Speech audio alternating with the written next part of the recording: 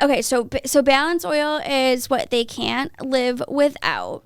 But talking about oils in general, and from my experience with our consultation that we had, like I always was told, if you have oily skin and you're acne prone, stay away from oils because it will just add more and more. You're going to make yourself have more and more pimples, more and more breakouts. So I always stayed away from that.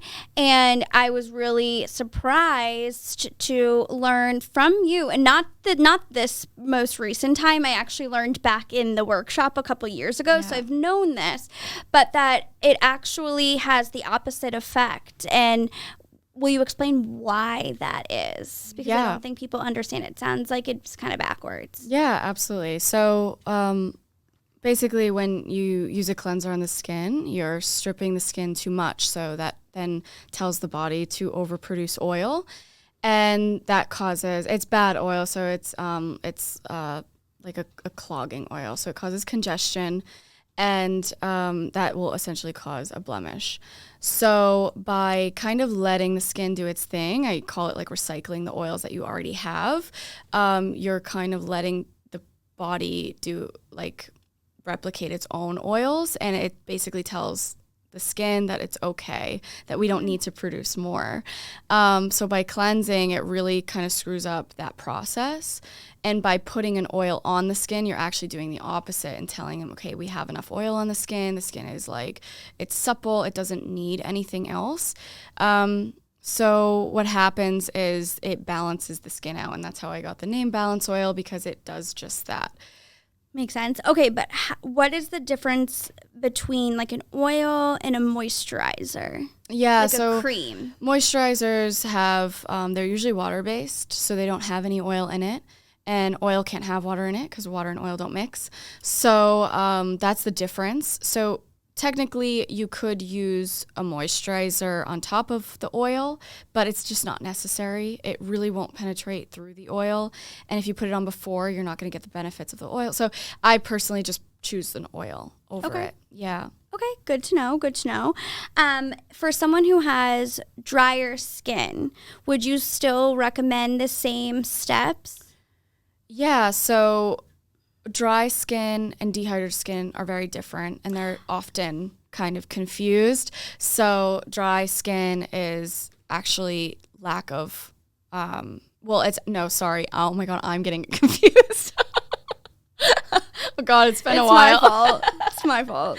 So dry skin is actually superficial skin, like dead skin, right? Mm-hmm. And dehydrated skin is lack of water in the skin, which looks like dry skin. Fair. So it's very confusing to the customer of and what they have. Owner. And now to me, I'm like, wow, I haven't talked about skin in a little bit. I've been on vacation for too long. So what happens is that you need to differentiate because there's different ways to treat them. So typically dry skin, people like over a certain age will have dry skin because they stop producing oils. Okay. And everybody almost has dehydrated skin. And so to cure that, you need hydration. So that's where like your serums and your hyaluronic acid and things like that come in, lactic acids and things like that. And dry skin can just be cured by exfoliation and layering on products and being like really regimented. Actually, dry skin's pretty easy to keep under control. Dehydrated skin is much harder.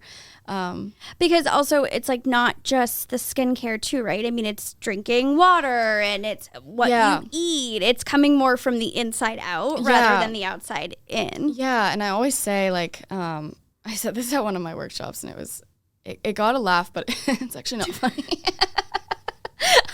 I'm like, no, guys, I'm being serious. Stand-up comedy, and I used to use the workshops like as stand-up. Like I would like literally like rehearse on like that's a funny one, like and then I was just kidding. The rebrand's not coming. Actually, I wanted to introduce Jax's Netflix special. It's about skincare. Yeah, it's how skincare can be comical. No, but what happens is we did like a health workshop, which is like. I'm like, I need to attend this because I'm not the healthiest. And honestly, she was like, yeah, like we need to drink water, like for our skin. And I was like, well, skin is our biggest organ. So the water is going to go to so many different places. Actually, skin is last because it's a protectant. So we don't really need it. It's going to go to like all of your other important things. So you'd have to drink so much water for your skin to actually reflect it. Over time, it accumulates. So if you're like a naturally dehydrated person, like I never drink water. I only drink sparkling water and coffee, like and martinis. Same. It's like my trifecta. It's very unhealthy.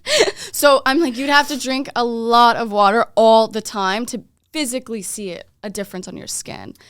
Interesting. And eating too. I mean, your body like detoxes and stuff, but if you're naturally, like if you're eating hamburgers every day, like the grease from that is going to show up. And then physically, like around your mouth, like you might have more like acne, blemish problems. But the reality of it is that overall, you know, the internal, I know I probably shouldn't even be saying this, but it's not going to like really be like detrimental in your skincare routine, you know.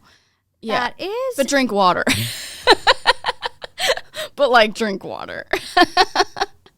Yeah, just cover your ears. You didn't hear any of that.